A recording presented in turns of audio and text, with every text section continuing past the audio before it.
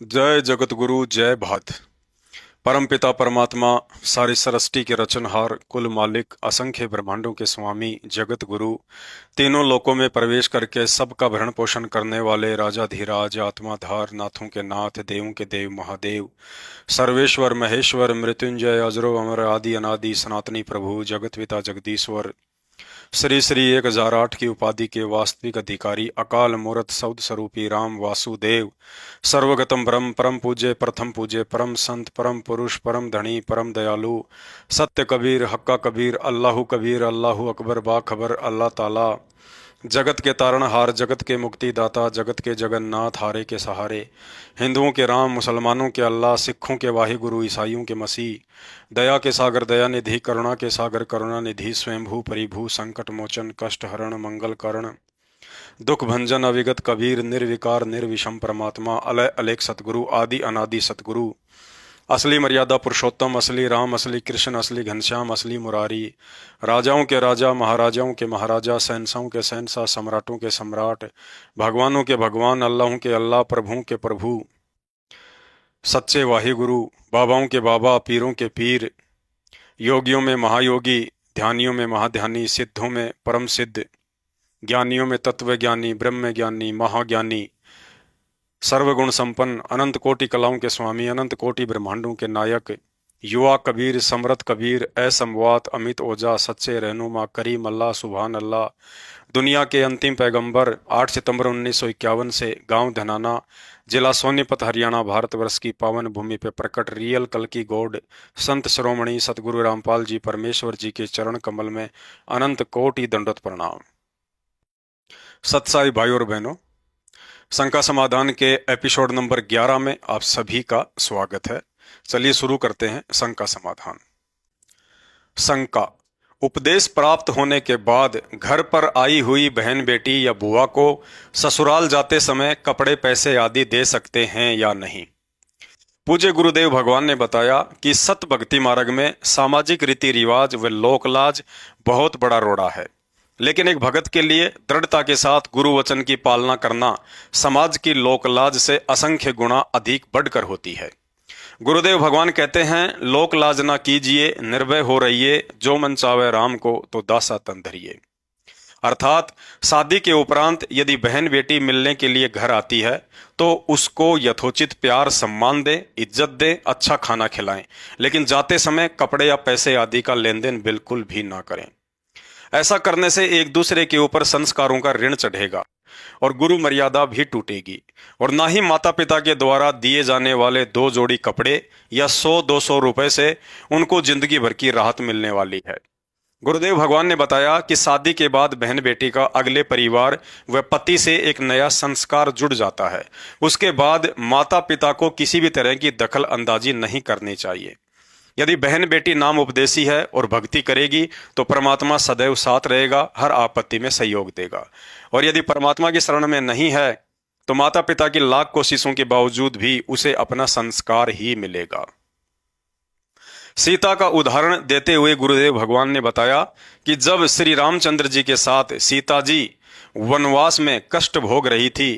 तो राजा जनक चाहते तो वनवास काल में अपनी पुत्री के लिए सारी सुविधा उपलब्ध करवा सकते थे, लेकिन राजा जनक ज्ञानी पुरुष थे। उन्हें इस बात का पता था कि बाप और बेटी सबके अलग अलग संस्कार है। विधाता ने जिसके प्रारब्ध में जो लिख दिया उसे सच्चे सतगुरु की शरण में आए बिना ना माता पिता बदल सकते हैं और ना ही सास ससुर। इसलिए महलों में रहने वाली अपनी पुत्री सीता को जंगल में कष्ट उठाते हुए देखकर भी राजा जनक ने ना ही तो 14 वर्ष तक एक जोड़ी कपड़ा देकर सहायता की और ना ही धन दौलत। अतः भगत को चाहिए कि बहन बेटी के द्वारा जब तक आपसे उधार मदद की प्रार्थना ना की जाए तब तक उसके साथ फालतू का लेन देन करके माता पिता को अपना संस्कार नहीं बढ़ाना चाहिए।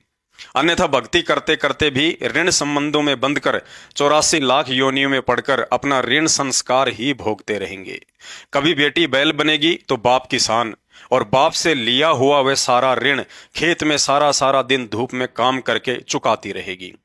तो किसी जन्म में बाप बनेगा कुम्हार और बेटी बनेगी गधी, और हर बार पीहर से ससुराल जाते समय बाप से लिए जाने वाले उन 2 जोड़ी कपड़े और 100-200 रुपए के बदले अब सारा दिन मिट्टी ढो ढोकर अपना कर्ज चुकाती रहेगी।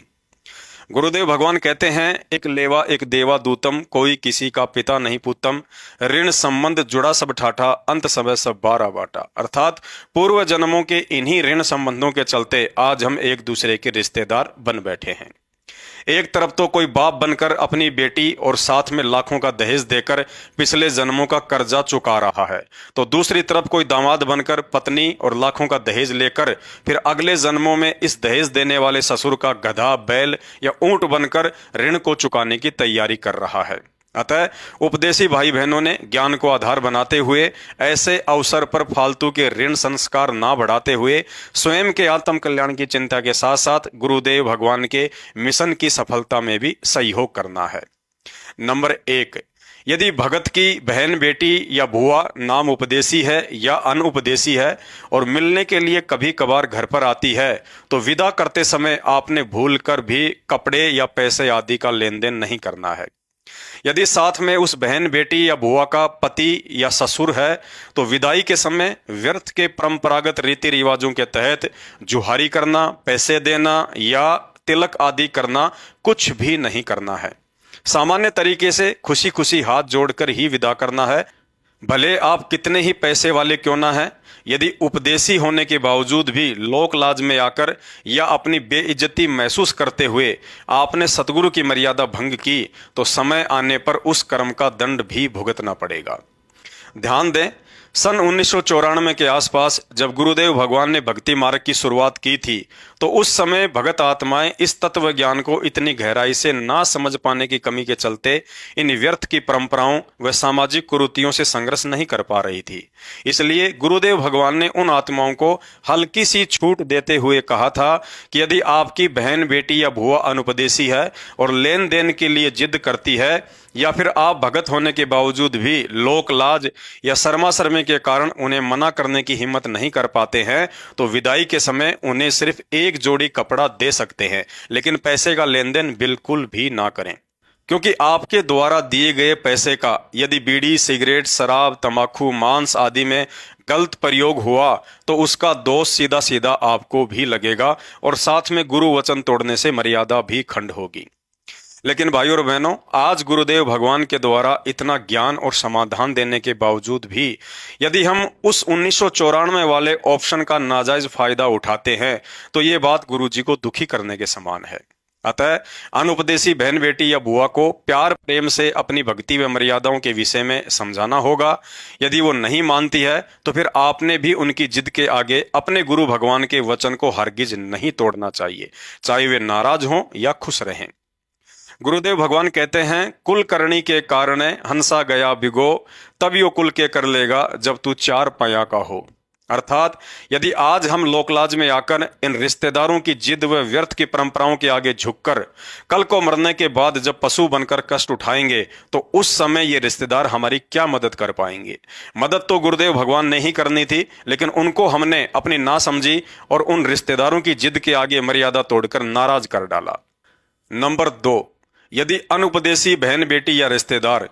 जब कभी मिलने आए और साथ में कुछ फल या मिठाई लेकर आते हैं, तो प्रेम पूर्वक उन्हें अपनी भक्ति मर्यादाओं के विषय में बताकर मना करें कि गुरु मर्यादाओं के चलते आपके द्वारा लाई गई कोई भी खाद्य सामग्री ना ही तो स्वीकार कर सकते हैं और ना ही प्रयोग कर सकते हैं, और कहें कि आप मिलने के लिए आ गए हैं, इससे बढ़कर मिठास किसी भी फल या मिठाई में नहीं है। यदि फिर भी काल प्रेरणा से वह रिश्तेदार 2 बातें सुनाकर या नाराजगी जाहिर करते हुए फल या मिठाई को रखने की जिद करता है, तो ऐसी स्थिति में आपने बिल्कुल भी दबाव में नहीं आना है।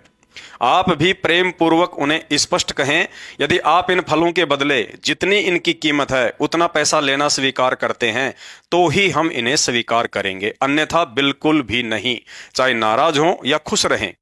भाइयों और बहनों, अब हम किसी भी कीमत पर अनुपदेशी व्यक्ति से फ्री में कुछ भी लेकर अपने गुरुदेव भगवान को नाराज नहीं कर सकते। रही बात उनके द्वारा लाई गई मिठाई की, तो मिठाई चाहे देसी घी से ही क्यों ना बनी हो, ना ही स्वीकार करनी है और ना ही गुरुदेव भगवान को भोग लगानी है। यदि वह रिश्तेदार मिठाइयों के बदले पैसा लेना भी स्वीकार करे तो भी मिठाइयां हमने कतई स्वीकार नहीं करनी है, क्योंकि साध संगति से जुड़े हुए भाई बहन बाहर की मिठाई बिल्कुल भी प्रयोग नहीं करते हैं। कभी इच्छा हुई तो घर पर बनाकर गुरुदेव भगवान को भोग लगाकर ही ग्रहण करते हैं। यदि वह रिश्तेदार पैसे भी नहीं लेता है और फल या मिठाई भी वापस नहीं लेता है तो ऐसी स्थिति में भगत को दोष नहीं लगता है, क्योंकि उन वस्तुओं को हमने अपनी तरफ से स्वीकार नहीं किया है तथा उन फल या मिठाइयों को घर के पशु पक्षियों को ना खिलाकर बाहर घूम रहे अन्य पशु पक्षियों को खिला सकते हैं। यदि आप नए नए भगत हैं, ज्ञान को अच्छे से समझ नहीं पाए हैं या ऐसी स्थिति में रिश्तेदारों को मना करने से थोड़ा बहुत कतराते हैं, तो गुरुदेव भगवान ने बताया कि उन फलों को अच्छे से धोकर सर्वप्रथम अपने गुरुदेव भगवान को भोग लगाकर ही ग्रहण करें और रिश्तेदार को भी खिलाएं तथा उन फलों के बदले कुछ 100 या 200 रुपए गुरुदेव भगवान को दंडवत करके दान रूप में संकल्प कर दें, या हो सके तो वह पैसा अपनी मर्यादाओं के विषय में समझाकर उन रिश्तेदारों को दे दें। ध्यान रखें, नए भक्तों के लिए फलों को स्वीकार करने की यह प्रक्रिया सिर्फ पहली बार के लिए है। अब यदि पता चलने के बाद दूसरी बार भी वह रिश्तेदार वही गलती करता है तो आपने किसी भी कीमत पर उनके फल आदि को स्वीकार नहीं करना है। बाकी यह आपके ज्ञान आधार व समझ पर निर्भर करता है कि आपने उन फल या मिठाइयों को खाना है या नहीं। दास तो ना ही हरगिज स्वीकार करेगा और ना ही खाएगा, क्योंकि सच्चे सतगुरु की शरण में आने के बाद सतगुरु की प्रसन्नता के अलावा किसी की नाराजगी या खुशी भगत के लिए कोई महत्व नहीं रखती है। गुरुदेव भगवान ने बताया कि अनुपदेशी व्यक्ति के ऊपर 3 लोक का भार चढ़ा होता है। वह चाहे कितनी ही ईमानदारी या नेक नीति से काम धंधा क्यों ना करता हो, चाहे नशा या मांस का सेवन भी ना करता हो, परंतु पूर्ण सतगुरु की शरण में आकर यदि सच्चे नाम का जाप नहीं करता है तो वह व्यक्ति परमात्मा का अपराधी है। अतः हमने किसी भी सूरत में भावनाओं में बहकर दबाव या लोकलाज में आकर मर्यादा खंडित नहीं करनी है।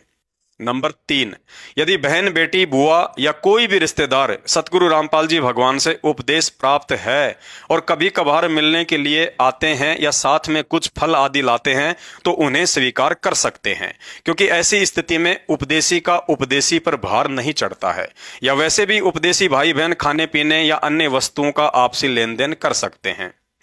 नंबर 4, यदि उपदेशी या अनुपदेशी बहन बेटियां या कोई भी रिश्तेदार पारिवारिक दृष्टि से कमजोर हैं तथा आपसे पैसे वस्त्र या अनाज आदि की मदद मांगते हैं और यदि आप सक्षम हैं तो गुरुदेव भगवान ने बताया कि आप सोच समझकर उधार रूप में पैसे वस्त्र या अनाज देकर उनकी मदद कर सकते हैं।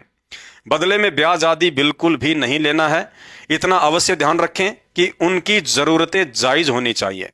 यदि किसी भक्ति या मर्यादा विरुद्ध काम के लिए आर्थिक मदद मांगता है तो नहीं करना है, जैसे मंदिर, मस्जिद, चर्च, गुरुद्वारे आदि का निर्माण, नशीले पदार्थों की दुकान खोलना, राजनीति में प्रयोग करना या कोई भी धार्मिक अनुष्ठान या जागरण आदि रखवाता है तो बिल्कुल भी सहयोग नहीं करना है। इसके अलावा बच्चों की फीस, अनाज या पशुओं का चारा खरीदना, बच्चों के लिए कपड़े, मकान निर्माण, नल या ट्यूबवेल लगवाना आदि में उधार देकर मदद कर सकते हैं। यदि वह रिश्तेदार किसी भी कारणवश आपका उधार का सामान या पैसा समय पर नहीं दे पा रहा है या मना कर देता है तो पैसों को लेकर आपने उनसे मनमुटाव या लड़ाई झगड़ा बिल्कुल भी नहीं करना है। ऐसा करने से भगत की मर्यादा टूटती है और मानसिक तनाव के चलते भजन में भंग पड़ता है। इसलिए उपरोक्त सभी बातों को मद्देनजर रखकर सोच समझकर ही मदद करें, अन्यथा हाथ जोड़कर प्रेम पूर्वक मना कर दें। यदि किसी विशेष कार्य या मजबूरीवश उपदेशी भगत को किसी रिश्तेदारी में जाना पड़ जाता है तो बच्चों के लिए कुछ फल आदि लेकर जा सकते हैं और उस घर में रात्रि विश्राम करना पड़ जाए तो ध्यान रखें, यदि उस घर में मांस या शराब का सेवन होता है तो भूल कर भी अन्न जल ग्रहण ना करें। यदि कोई शराबी या मांसाहारी नहीं है तो ऐसी स्थिति में आप जी भोजन करने से पहले अन्न देव की छोटी आरती व भोजन के बाद अन्न देव की बड़ी आरती या गुरुदेव भगवान को भोग की आरती के साथ भोग लगाकर ही अन्न जल ग्रहण करें। अन्यथा रिश्तेदारी में सुबह जाएं और शाम तक वापस आ जाएं तथा पानी की बोतल साथ में लेकर जाएं तथा रिश्तेदारी से वापस आते समय आपने बहन, बेटी, बुआ या किसी बालक के हाथ में पैसे आदि कुछ नहीं देना है। यदि आपके द्वारा दिए गए पैसे का दुरुपयोग हुआ तो उसमें आपको भी दोष लगेगा और गुरुदेव भगवान का वचन भी भंग होगा। भाइयों और बहनों, हो सकता है आज इस संघर्ष की बदौलत आपको थोड़ा बहुत अपमान या हल्की फुल्की नाराजगी भी सहन करनी पड़ सकती है, परंतु भविष्य में इसका फल बहुत ही मीठा होगा। जब परमात्मा का ज्ञान घर घर पहुंच जाएगा, उस समय यही रिश्तेदार जो आज हो सकता है आपका अपमान कर रहे हो, लेकिन कल को आपके संघर्ष के लिए सम्मान भी देंगे। अतः हर स्थिति में अपनी भक्ति मर्यादाओं को बनाकर रखना है। तो शंका समाधान में आज केवल इतना ही। शंका समाधान के और अधिक वीडियो देखने के लिए हमारे Facebook page Pawan Das is live मानव धर्मी पवन दास को फॉलो करें। वीडियो अच्छा लगे तो शेयर करें। बंदी छोड़ सतगुरु रामपाल जी परमेश्वर जी की जय हो।